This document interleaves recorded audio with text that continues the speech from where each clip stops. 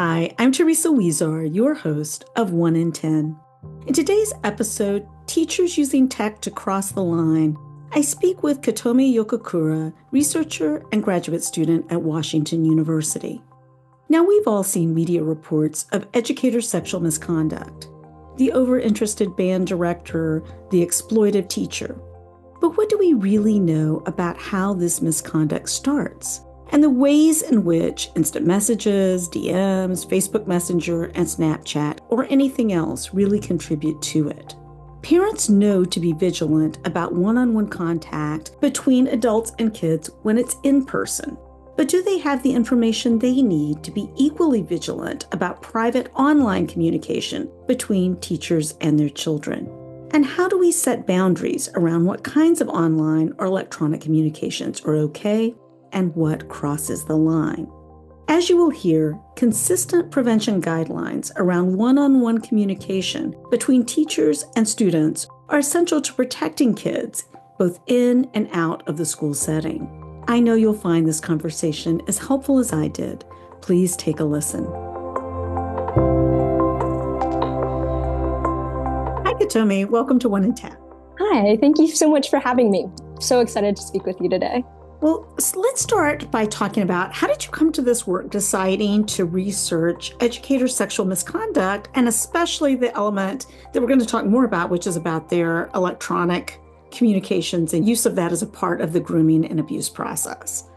Yeah, so I actually came to the field of educator sexual misconduct because I have lived experience with educator sexual misconduct. So after my experience, I began to get involved in legislative advocacy in Kentucky, and in collaboration with a local organization, so Kentucky Youth Advocates, I started looking at news stories because I knew my story, but I didn't really know other people's stories, and I'm just one student in Kentucky.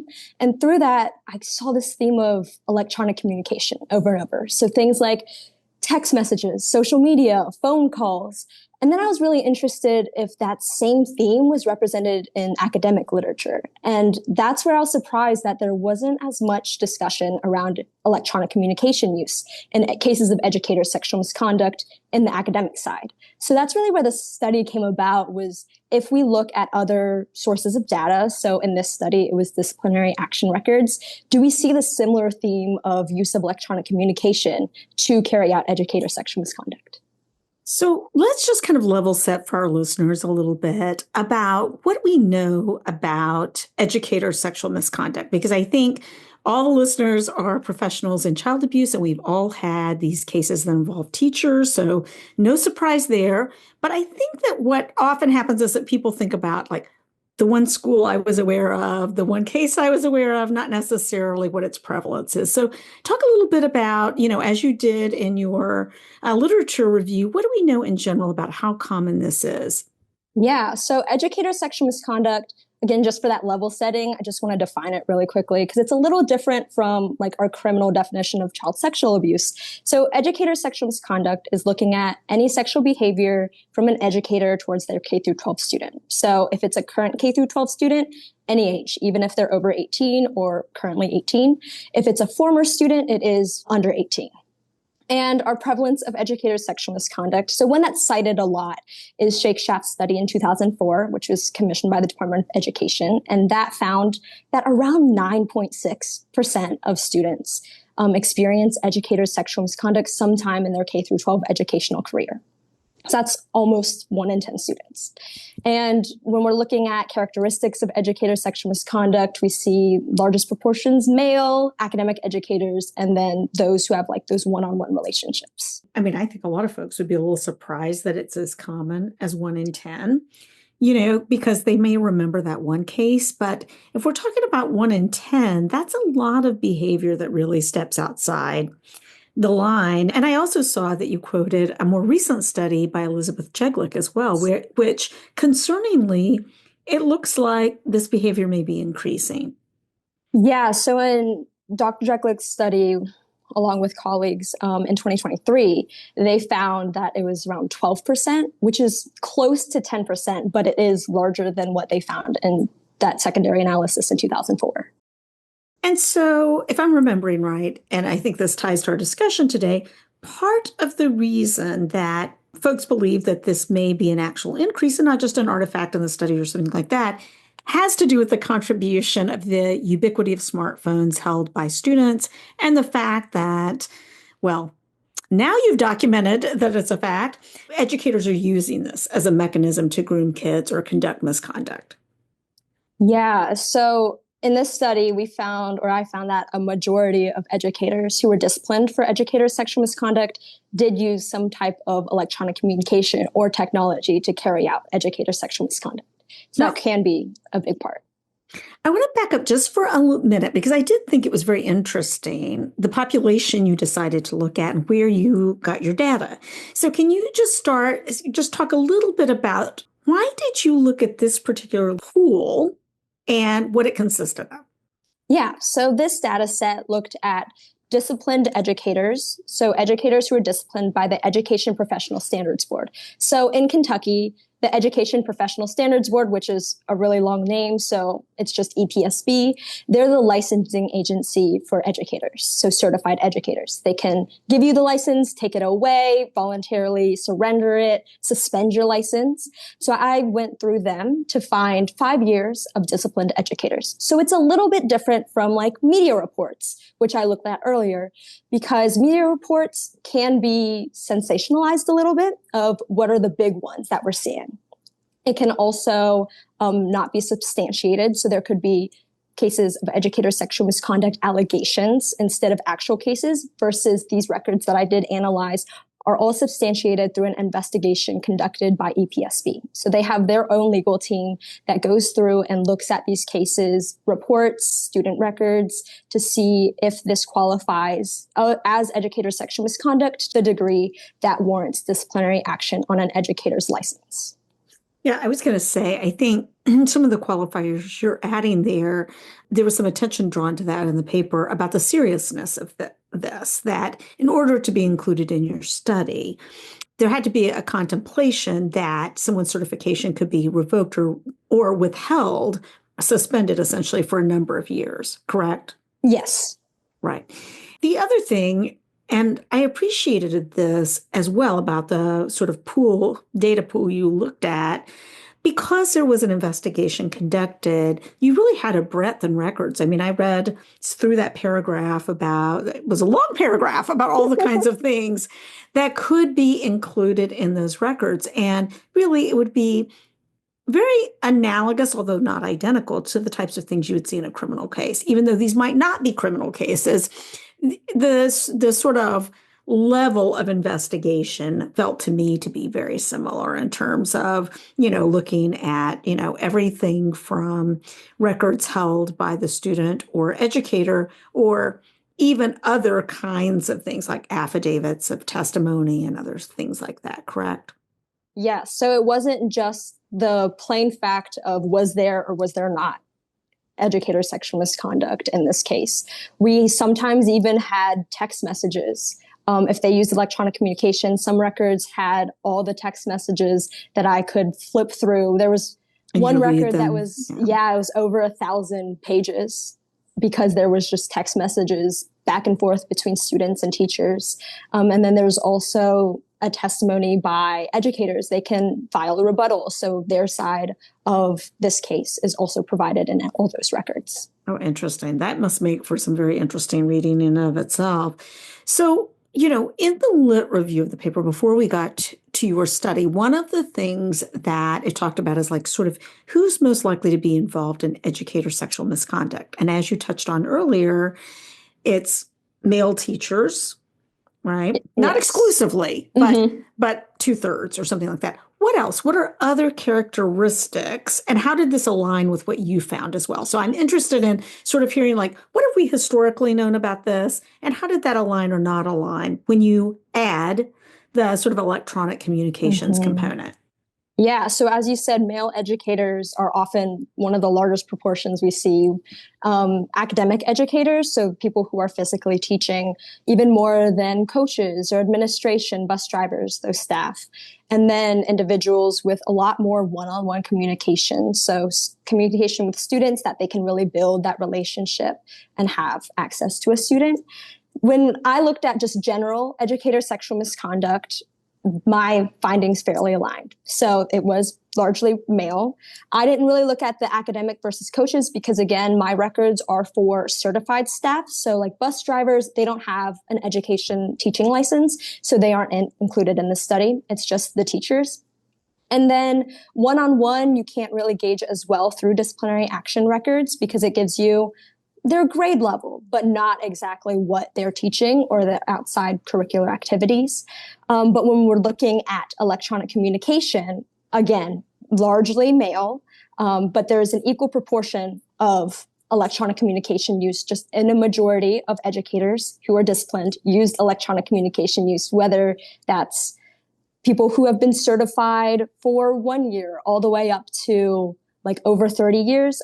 Everyone's using electronic communication. And there's not really that big difference. Like we saw more males, less females. A majority of both males and a majority of both females are using electronic communication use. I mean, I think this just speaks to the ubiquity of this as being the way we communicate these days, right? People aren't picking up the phone, they're texting each other. Mm-hmm. And that gets caught up in misconduct cases just in the same way it would anything else. I was interested that in the review of the literature, it also picked up on the fact that many of the individuals who are engaging in misconduct are early career teachers. And I can't remember now, so you'll have to remind me what your study found about that. Did you find that that was the same, that these tended to, and what do you make of that? Do you think it just picked up on that because if they engaged in a long period of time, they were more likely to be bounced out of the profession? Or is it inexperience and something else? Or I'm just, I was a little bit flummoxed by that. What do you think that is about? Yeah, so my study also saw something similar where the most often disciplined educators had been certified under 10 years. So they likely were in the teaching field for 10 years or less. Like you're saying, these newer educators. And I personally don't know exactly. I couldn't give you a really good answer on why this is. There's a couple of theories out there. So there could be there's a quote unquote like professional perpetrator who may be entering a field for specific access to children.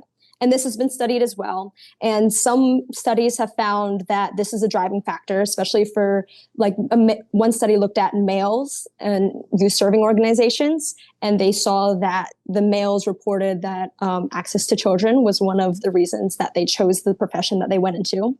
But there are also some other studies. One study looked at females and they didn't find that this was a driving factor.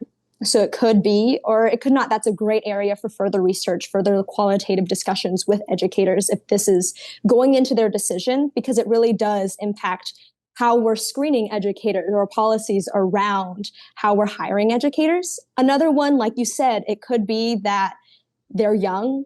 And if they are carrying out educator sexual misconduct early on in their career, they're not making it to later on in their career.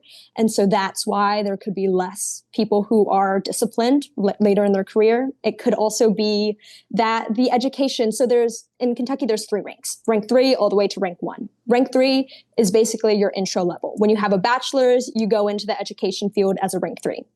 Then if you get a graduate degree or you get further training, you can move up to rank 2, rank 1.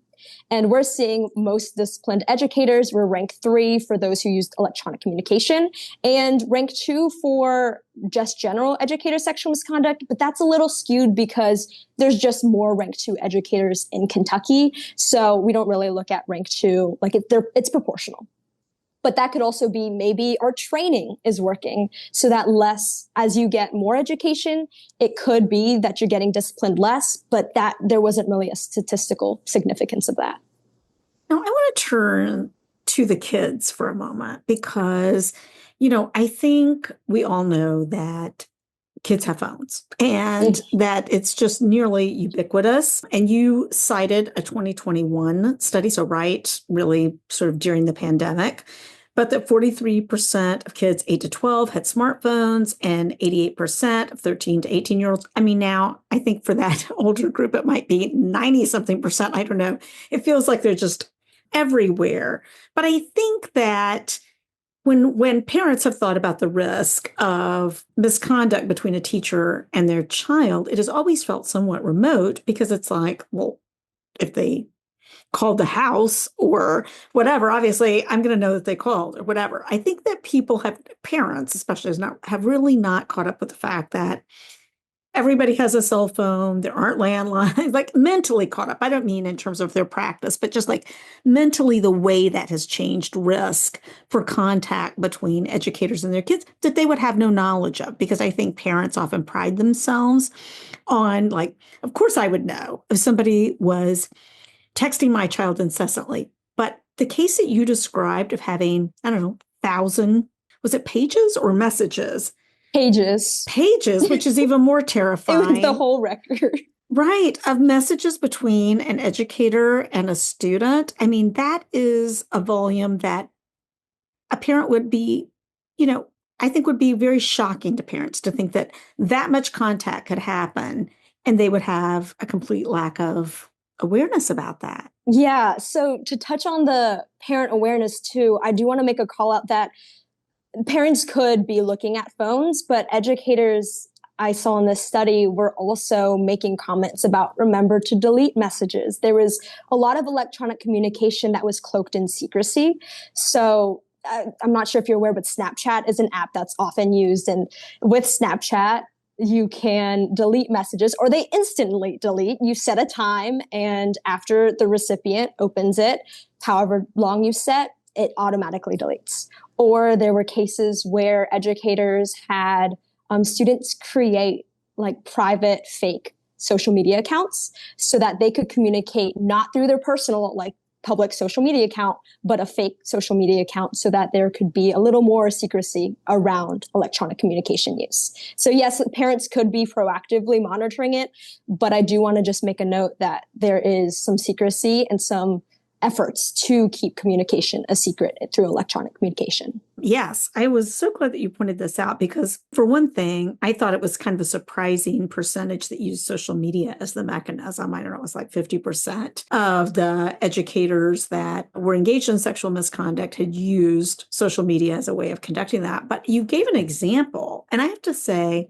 I mean, I've seen a lot of cases, but I was like, oh, that's interesting, where they'd encouraged a kiddo to set up a fake Twitter account. Yes. Right? So they could Yes. communicate with them using Twitter. Yeah, it was Yeah. private Twitter messages.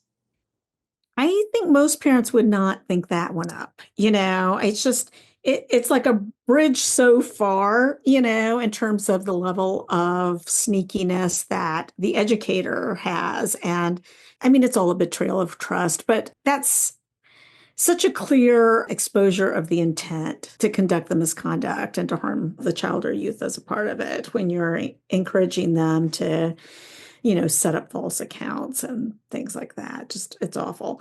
So I'm just wondering though, let's kind of talk for a minute about where in school are these folks? Like the ones who are conducting misconduct, are they primarily high school teachers, middle school teachers, elementary school teachers? Who are these people?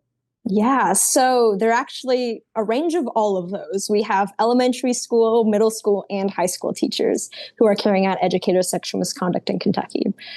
Now, when we're looking at electronic communication use and educator sexual misconduct, the highest prevalence is high school. And for electronic communication use, again, maybe that is because, as you cited earlier, more high schoolers have personal devices, but high school educators were more often using electronic communication as well. I was surprised, not by that, but by the percentage that involved middle school students, because I think we think about high school students as, youth that are already at least somewhat aware of, like, they've gone through online stranger danger training, some of these kinds of things. But middle school students are just, it just made me wonder, are we doing enough I mean, we need to do more with high school students too, because I think often, unfortunately, those kids wind up in a scenario in which they think it's like a friendship being exploited. Do you know what I mean? They think of the Yes. teacher as a friend, and then the teacher exploits that friendship. I think with middle school students, it's a different thing altogether, which is really, it strikes me as much more the classic kind of grooming situation that's often going on there. But I just wonder if our prevention education has really caught up with this. What are your thoughts about that? That's really interesting too, because you talked about stranger danger type of discussion. And I think that's a lot of what we talk about when we're talking about online sexual exploitation, online child abuse, child sexual abuse.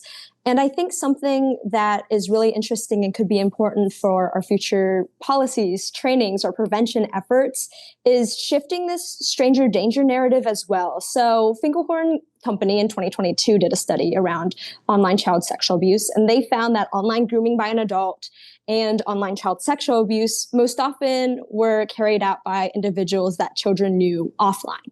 So these were people that they met in person. And that's really where educators fall, because educators have in-person relationships with these students prior to pursuing educator sexual misconduct, any sexual exploitation, sexual behaviors. And so they really fall in this new children before in person.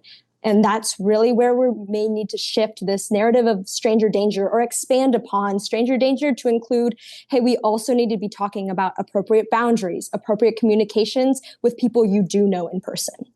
One of the things, and it's such a fine line because we absolutely need to make sure that kids at all ages are educated about how to recognize boundary violating behaviors and understand what are and aren't appropriate boundaries and all of those things, because that's just sort of basic safety information that we need them to know. On the other hand, it's so irritating to have to do all of that because adults won't behave themselves appropriately around children. And so I wonder if, in addition to what we need to educate kids about, what this study and its findings lead you to believe about what we need to be saying to adults about this topic. Yeah, I agree. There needs to be more training, more clear policies around what is considered appropriate communication, electronic communication use, but appropriate student teacher boundaries in general for teachers as well. And then even working with parents, because we talked about earlier, parents might be considering electronic communication use as something they don't have to think about when thinking about child sexual abuse, especially with their educator or in school settings. So even talking with parents and doing trainings with parents around the prevalence of educator sexual misconduct using electronic communication and boundaries that they can talk to their kids about, but then also keep an eye on for the educator side of things. So we can incorporate all adults in children's lives. So I'm going to ask you to speculate for a moment Oh, because this wasn't in goodness. your study. But one of the things I have wondered about with sort of coming out of the pandemic, but during the pandemic, there was so much, sort of virtual school, school at home, blah, blah. And I think as a part of that, there was a lot of informal ways of dealing with giving homework assignments and all of these other things. So, I'm from the dark ages, I'm 53. So when I was growing up, if a teacher had called my house, this would have been like 911 emergency, huge news, right? Nobody's calling to say Johnny missed their homework assignment or Teresa didn't turn in her paper or by the way, there's a new assignment on board. Like that just didn't happen for my generation. So I think that for people who are maybe not 53, but about the age to have children who are still in school, I think there's this really maybe a not sufficient sort of mindset shift about what's actually occurring. And that seems to me that it got a little bit catalyzed during the pandemic when there was a lot of this checking in and whatever that was done, often through text messages, group chats, group text, all of this. And schools didn't have a lot of clear boundaries about that because it was sort of just like go and do, hope for the best. And so I wonder if, because it sort of seems to me like post-pandemic, everybody's like, oh, pandemic's over, we're so delighted. And not really paying much attention to maybe the fact that there are some boundaries that got pushed a little bit, and maybe even for very good reason at the time. But if we don't reinstall the guardrails, we're going to have problems. And I just wonder kind of how you think about how we should talk to superintendents, to principals, to school board members, to people who actually do set policy, who have the ability to say, here is the code of conduct for teachers around this issue. How should we be talking to them about this? Again, as you called out, speculative because it isn't from my study. But I'm actually going to be talking about this from the frame of like the advocacy work I do because it's really interesting. It kind of aligns. So something I hear a lot as well is even pre-COVID, it's coaches or academic teachers who were coaches or are coaches talking about how they need to reach students if practice is canceled, or hey, we need to move inside because it's raining.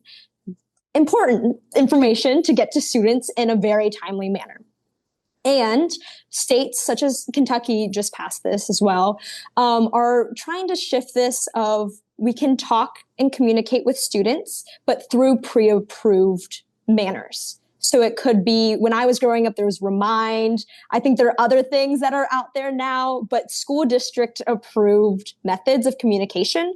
And then also, if we want to incorporate parents or trusted adults, having them provide written consent if they're approving an educator to communicate with a student outside of these approved manners that the school district can keep track of. But then also they can add stipulations of, yes, you can text my student, but I will need to be on all the group message texts. And so the parent can also be receiving these texts as well, so that there is a little more, as you said, guardrails around how communication is occurring. So communication can occur because even after COVID, we're moving into way more technology use in educational spaces. And that's not bad. We use Google Classroom, Classroom Dojo, all of these great educational tools that we can take advantage of in educational spaces, but put guardrails around it. How are we using it? And how are we making sure people understand that this is the only way you should be using it within school hours or within a normal work hour, so we aren't getting text messages late at night to students? You know, as you were talking, I was thinking the other thing that this will require is not just asking parents things, because parents trust teachers. Just bottom line, they do. And if you ask somebody to sign a paper that says you can text my child yourself if blah, blah, blah, blah happens, they're going to say yes, because they're like, I trust teachers. And that's not good. So I think there's an issue around informed consent. What does that mean? Like, if we're going to say that it's acceptable for a teacher to individually text a student, which, by the way, I personally would say ixnay on that, without having that within a system where that's being recorded and the teacher knows it's recorded, right? Or the parent is also being texted at the same time, so they see it in real time. I mean, I just think that has other problems if it doesn't have that. But I think if you are going to allow any of that for any reason, there has to be informed consent where you're saying to the parent, here are the possible risks of allowing this. And that I've never seen that one time. I've never seen, because I feel like there's a lot of, can I say on my podcast, CYA, there is a lot of that in the school system where it's like, well, but the parent gave consent. Okay, yes, but that is about your liability issue. That's not about what the issue really is about, which is making the kids safer. And the fact that the parent consented to it, did you ever say to the parent? It could be that an educator would use this, that one-on-one contact with your child, to conduct an inappropriate conversation, which might include sexual content. I mean, no parent would sign that. They'd be like, absolutely not. But it's like, so there's this piece around consent, but then there's the piece around informed consent. And that, I guess, personally, as somebody who spent a adult lifetime doing this work, is what I would like to see around this. Yeah, that's amazing. I completely agree too. And I think that's a great place to put it with parent training on educator sexual misconduct and the abuse of electronic communication as part of the informed consent of this is what electronic communication can is and has been used for in educational settings. Yeah, absolutely. The other thing, and again, this wasn't a part of your study, but we're just having a chat here. So I'm gonna talk about it anyway. But recently we had a guest on the podcast and we talked about a study, also a great one, which looked at different forms of institutional abuse. So not just non-criminal misconduct, but actually child sexual abuse. And it looked at the big 6 youth serving organizations. You probably saw this study even. And it also looked at religious settings, and it looked at schools. And it looked over a trend line, like I can't remember how many decades, but several decades. So it was looking at, did prevalence change over time? And what was so interesting in that, maybe 20 years, I'm not speaking to that. People go back and listen to the actual podcast if you want more information about that one. But at any rate, what it found is because all of the big six youth serving organizations have been embroiled in doing child sexual abuse prevention activity for the last number of years because of lawsuits, because of the scandals, because of everything. The conclusion of that study is that all that they've done has actually improved the situation for kids. It has actually made it safer. The reported caseload has gone down. This is good. So it needs to continue to go down, but the basic finding was prevention efforts actually work and matter, and codes of conduct in particular. So that was the key finding of the study. Interestingly enough, educational settings, there was no change over that same period.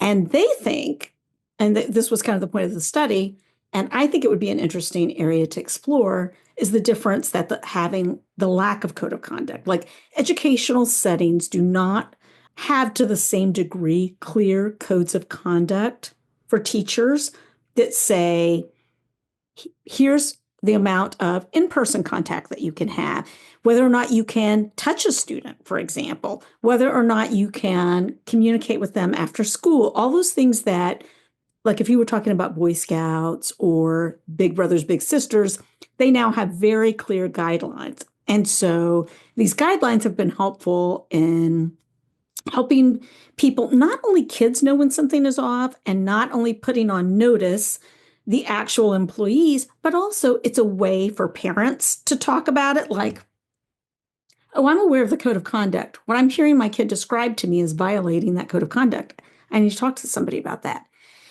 So I am just curious about your reaction to this sort of situation in which it does seem much, I don't know about Kentucky, maybe you do, but it seems much more nebulous in terms of firm rules around codes of conduct for educators and whether or not that might be a helpful tool. Because as you say, technology is going to continue to advance and there's going to be more ways to communicate with kids every day. So what are your thoughts about that? Yeah, I think you're completely right. In school settings, there really isn't firm policies around what's appropriate, what's not. They're very vague and up to interpretation.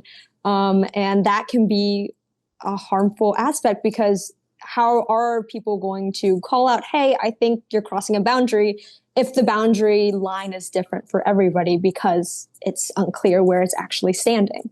And I think even we were talking about students being aware of, oh, I think this action may be crossing the boundary, or parents saying this may be crossing a boundary, but also other educators in school settings, if they're looking at their peers' actions, are they able to place, oh, this is crossing a boundary without proper and clear policies? I think that's a lot of gray area because in my study, there was primarily all the reports were coming, or a majority of the reports were coming through the school superintendent. So it was reported through the school system.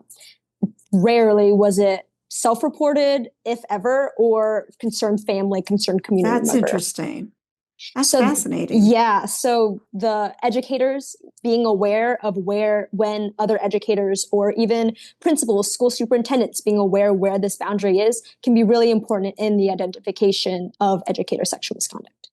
You know, the other thing that, as you were talking, I was thinking about is one of the things that we know from the literature is that at a certain age, kids are more likely to tell each other than anybody else if something inappropriate has happened, right? Their peers are just developmentally, those are the most important people in their lives for a period of time. And so the other thing about a lack of clear rules that everyone knows, so parents know the rules and they're the same rules known by the educators, which are the same as known by all the kids, is you don't have that situation where a kid hears something and goes, oh, that's that's off the chain. I've got to go talk to somebody.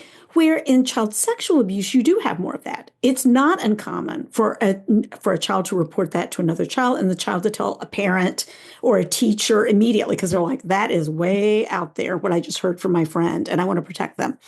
But you don't have that kind of safety net here at all because if everybody doesn't have knowledge of all the same rules, then one kid reporting to another that, I got a text from my teacher, whatever, that wouldn't necessarily set off any alarm bells.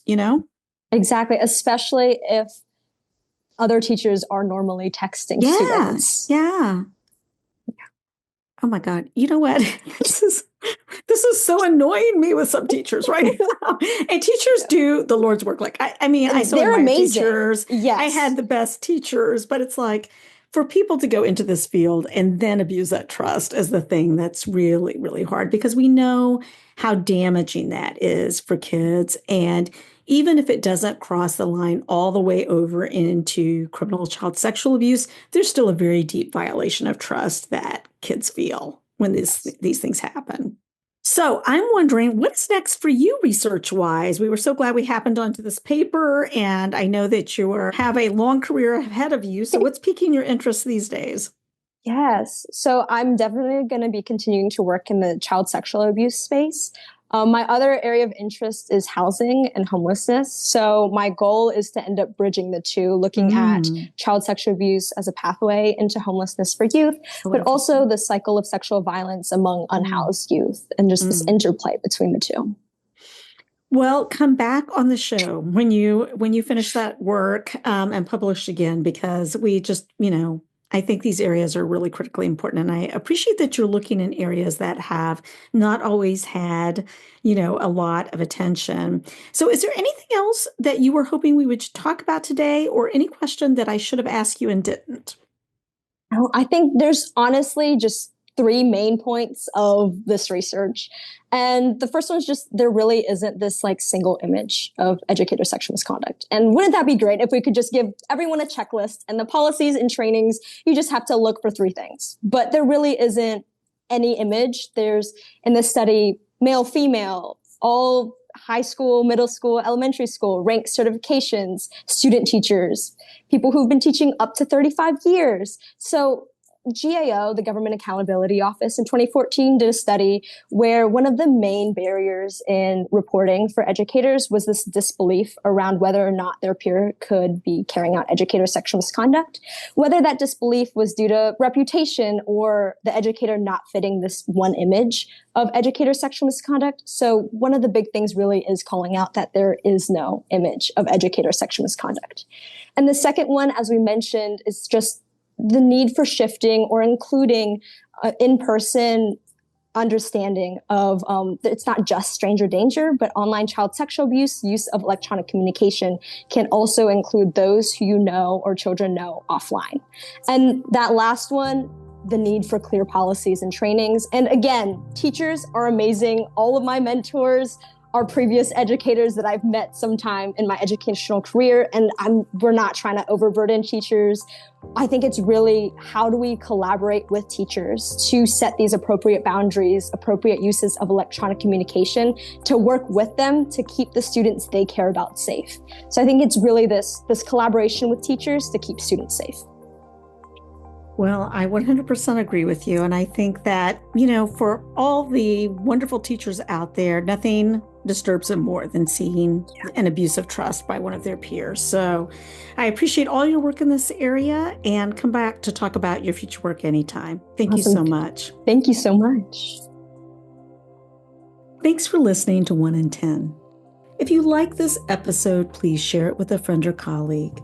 For more information about this or any of our other episodes, please visit our podcast website at 1in10podcast.org.